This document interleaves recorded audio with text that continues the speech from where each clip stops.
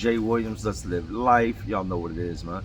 Make sure you like, dislike, that's how you feel. Subscribe, leave a comment, and turn the bell on. So today we're going to talk on is prison races. I get asked that question a lot. It's probably one of the stupidest questions that you could ask an ex-con. Yeah, prison's racist. I mean, it boils down to, as long as society is racist, of course prison's going to be racist. You have some of the worst people in there, some of the most ignorant people in there, people that have no common sense, no love for themselves or anyone else. Racism, it lives in everyday life. You see it on TV. You see it, not so much in society, because very select few are going to let you know that about them, unless they're with their people. You know what I mean? Because they don't want that backlash. But you take prison, which is a place that's filled with all these different types of people, all these different races, and it's a no-brainer that they're going to flock together. It's not like the politics out in California where blacks can only hang out with blacks, whites with whites, Spanish with Spanish. It's not like that. Here in Virginia, you can kick it with whoever you want to kick it with. Now, you have certain dudes that, because of who you choose to kick it with, will fall back from you and not mess with you. Not a lot, just some. Mostly it's older dudes or the really ignorant dudes. Somebody asked me the other day in the comments, am I AB, which is Aryan Brotherhood? Hell no. Never been associated with nothing like that, man. I went to prison as Jay Solo. Came out as Jay Solo. No gang affiliations. Know a lot of gang members. Rock with a lot of gang members. Not today, but while I was in there, I had friends from all different sets, man. I wouldn't say friends, associates from all different sets. I didn't care what you were. If you were good people, you were good people. I give you a chance. You know what I mean? But you've got some dudes like the ABs, and this is just my, my reality, my facts. This is what I saw to be true at the time. At the time that I was in prison, the AB thing was a joke. Now, I'm not saying the ABs are jokes. I'm just saying that at the time where I was at, it was considered a joke. They were fighting amongst themselves. Not fighting black dudes, not fighting Spanish dudes. I don't remember of a white dude like initiating a fight that was AB with another race. I remember them beating up their own, fighting their own, violating their own, having hands put on them by others, but the others would initiate it. This is the honest brutality of what prison here in Virginia is. When it comes to racism, and I'm not a racist person, I don't care. My son is half Spanish, whatever's whatever. It doesn't matter to me. I love everybody, man. If you're good people, you're good people. But here in Virginia, this is how it plays out. The race that has the largest numbers are dominantly going to run things. They're the ones that are going to call other races out by things that aren't their names, with racial slurs, white boy, honky, cracker, whatever they decide. And that was the black dudes. Now, I'm not, for any black people get all butt hurt and getting their feelings about that comment. That's just the facts of the matter. Other races like Spanish dudes and stuff like that, they more or less stuck to themselves. And if they did have something to say along a racist, with a racist remark, they said it amongst themselves or to somebody they fucked with. They didn't just say it openly and outright to, whoever. Black dudes, they didn't give a fuck because they had the numbers. You know what I mean? A lot of my fights were because of disrespectful things people said, or people thinking because so many white boys before me were soft and took this or took that and allowed somebody to talk to them any type of way, that with me coming in, that was going to happen. Hell no, you got me messed up. It's not. You're going to treat me as an equal, just like everybody else. We all wear the same uniform in here. We all have the same size cell. You ain't no better than me. You know what I mean? You're not. I'm not in for molesting no children, no rape shit. If you're in here for raping, molesting anything, I'm better than you right out the gate because you're a piece of shit. But when it comes to the racism shit, it was more black on white. Now, you had the white gangs that were, all about that white power, blah, blah, blah, blah, blah. But at the same time, they were kicking it with black dudes. We had a dude show up there named Casper that was from Cali. Now, Casper was real AB. You know what I mean? Casper walked the yard with, Hitler tattoos on him and swastikas and bolts. He had done a lot of time out in Cali. And the first thing he said when he got here is, I'm not messing with none of y'all. Y'all, you know, this is clown shit. You know, Casper he was more or less a shot caller. This dude had everything you could think about in prison. Drugs, cell phones, whatever it may be, he had his hands in it. And he dealt with more black dudes than he did white dudes. And out in Cali, that wouldn't have been accepted. But here in Virginia, that's something that flies. I've seen racist guards. When I mean racist, racist. I had one guard, I'll tell you this quick story, that I thought was the most racist black woman I'd ever met in my life. Her name was Miss Robinson.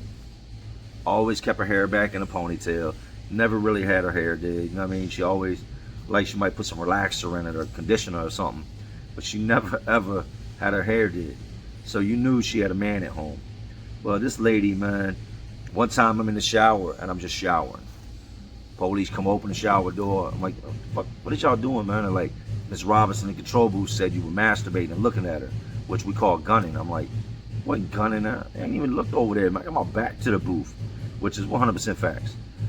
They're like, go ahead, step out. And she's like, yeah, that's him, that's him. And I'm like, yo, I ain't never even spoke to this woman except to say, hey, open my door. You know what I mean? Can I get a request form? Pop the door, I got to go to work. What time, I mean, have they called chow yet? How long is it going to be till we go to rec? Basic things. I don't fuck with the police, not talking to them. I'm not one of them dudes that's up there at the booth because it's a female trying to, I can slide in, not happening. So they called me out and I'm like, yo, I ain't even looked at that woman, man. He's like, she said you were just masturbating. I'm standing here naked. I'm like, does it look like I'm masturbating? Like, she said this just happened, so y'all can see clear as day that's not the facts. Yeah, he was. Yeah, he was. He's like, how long ago this happened? She's like, he was doing it all the way till y'all opened up the door. And I'm like, look, I'm not masturbating. This is not what masturbation looks like. This is, you know what I mean? So they let it slide. That's what they said. We're going to let this one slide. And I'm like, so I dry off, get my clothes on, go to the cell. I said, what is your problem? She's like, what do you mean? I'm like, why did you just lie and say that? She's like, because I don't like your ass. Get your white ass away from the booth. I said, oh, shit. So we're doing it like that. I said, that's what's up. Fuck you, bitch. Walked off from the booth. It ain't an hour later, man. And she had just got, moved into our pod. An hour later, I look up and I see another CO in the booth named Green. And I see Robinson come to the door, another CO, and they're putting on gloves. And they got trash bags with them. I said, they about to lock me up. They come to my cell, tell me and my cellie, step out. So we step out and I'm like, what's up? Shakedown. I'm like, wow, so you lied on me, now you're gonna tear my cell up. They go in and the first thing she does is, for no reason, they have this red square, this big red square painted on the wall, and in that square you can hang your family photos, cards, whatever you want. It stays in that square so that the cell doesn't get just cluttered with pictures all over the wall. First thing she does is take pictures of my mom, my kid, other family photos, tears them off the wall. Now you got to think, when you put pictures up, a lot of times you use toothpaste. The toothpaste hardens and it'll stick like glue. She tears them off, it rips the corners off the pictures. Some of the pictures rip in half, throws them on the ground, and she's stripping my cell, shaking it down, and she's just walking on pictures. I'm standing there looking at this lady, and she's got her foot on a picture of my mom, and I can see her boot like on my mom's face. So now I'm getting irritated because just the level of disrespect. It's already a hostile environment. It's already a high stress factor. Like, why did you get off my people's shit, man? What is wrong with you, right? So I have a stinger that I heat up hot water with. That's contraband. She takes that, a couple razor blades she finds, you know what I mean, that we don't use for nothing more than just to edge up our face or to do little arts and crafts. Ain't nobody trying to cut nobody with no little single razor blade. You know what I mean? When people got big ass knives in there. What I'm gonna do with this little razor blade? Oh, you got a knife, you got a knife. I'm like, that's not a knife. That's not a knife. How long you been a CO? You ain't seen a knife yet? That's not a knife. Can't nobody hurt. You could probably nick somebody with it, but you ain't doing no serious damage. They're not looking to $150 nobody in here. If they're doing anything, they're trying to put holes in you, punch big holes in you, hit organs, heart, you know what I mean, kidney, liver, stomach. They want to, try to take you out of here. Ain't nobody rocking with no razors around here. Writes me a whole gang of charges, man. Now this goes on for a while, and a while consists of probably 3 months, man. This lady just made my life a living hell. Everybody would go to chow.